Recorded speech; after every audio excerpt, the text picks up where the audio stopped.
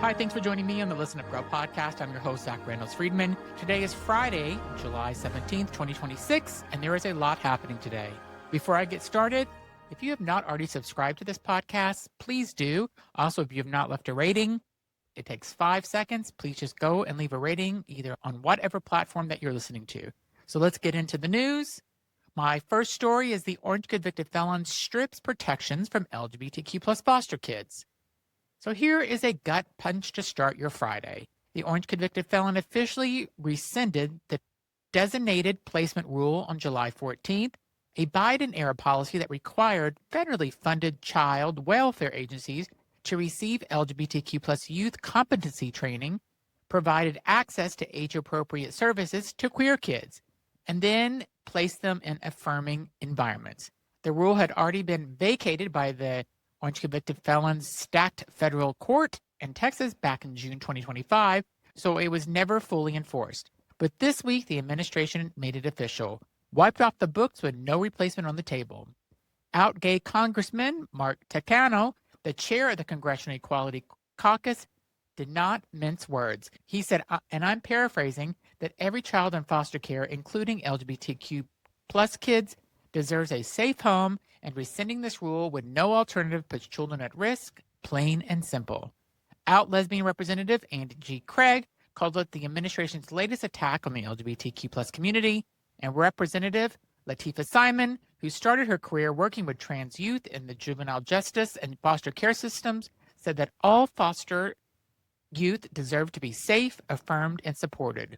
The rule was challenged by Texas AG Kim Paxton, who claimed it exceeded federal authority. 23 Democratic legislators had written in support of keeping it. Today, it is gone.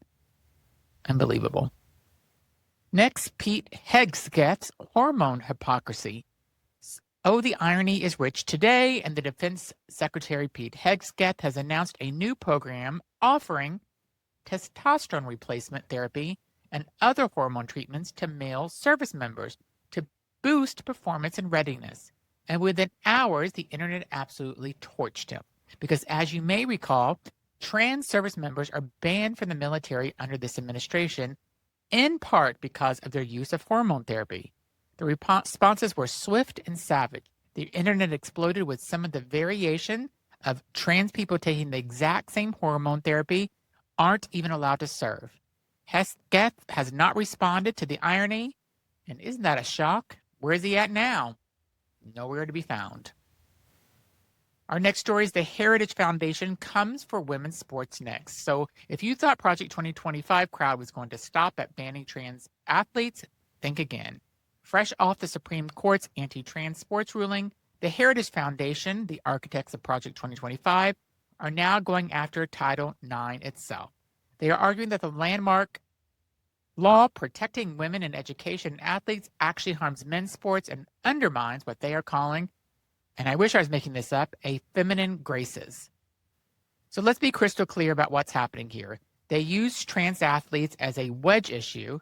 They got the Supreme Court ruling they wanted, and now they're moving down the field against women's sports protections entirely. This was always the plan. Next, the Rubi Girls take on the orange convicted felon, and they win. Let's switch to gears to something that will actually put a smile on your face. The Rubi Girls are a drag activist group based in Texas who have collectively raised over $3 million for local and regional charities of all kinds. And the orange convicted felon tried to block them from receiving the horrific history marker. He failed. That's right. Despite the administration's interference, the Rubi Girls received their historical marker, recognizing their decades of community service and charitable giving. $3 million raised for people in need and legacy officially recognized. The drag queens win this round. Checkmate. Next, Mexico's first out mayor is assassinated. So we covered this earlier this week, but this one is devastating. Benjamín Medrano Quezada, who made history as Mexico's first openly gay mayor when he served Fresnillo from 2013 to 2015, was shot and killed on July 7th while leaving an ice cream shop in Guadalajara. He was 59 years old. He was shot multiple times and his killer fled on a motorcycle. Still, no suspects have been publicly named, and no motive has been confirmed. He later served as a federal deputy in the Mexican Congress. His family has maintained that fraud allegations he faced were a political hit job. Whatever the circumstances are, these are all accusations. The man is dead. Mexico's first out gay mayor is gone, and the community is mourning.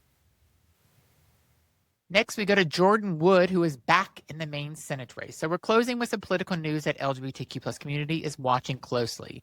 Gay progressive Jordan Wood has re-entered the Democratic primary race for the Maine's U.S. Senate seat following the sudden exit of the establishment candidate, Graham Plattner. Democrats are scrambling to find a viable candidate to take on incumbent Senator Susan Collins, and Jordan Wood, who had previously stepped back, is now right back in the fight. The race is worth watching, and gay man who could become Maine's next U.S. Senator, we are paying attention. Also, I just want to point out that Jordan Wood has been all over the news because of the person that was shot by ICE in Maine. He is all over standing up for the state of Maine.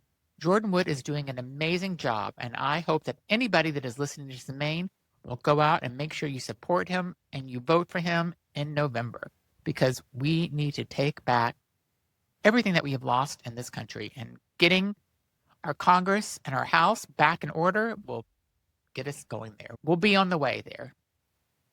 So that's it today for Listen Up Girl. If this show matters to you, again, please subscribe. Rate us 5 stars on Apple Podcasts or Spotify or whatever platform you're listening to. Please leave a review, because when you share this and you leave a review, someone in your life stays informed. Follow me on Facebook at The Real Zach RE, and I'll be back tomorrow with more LGBTQ plus news. Thanks so much for listening.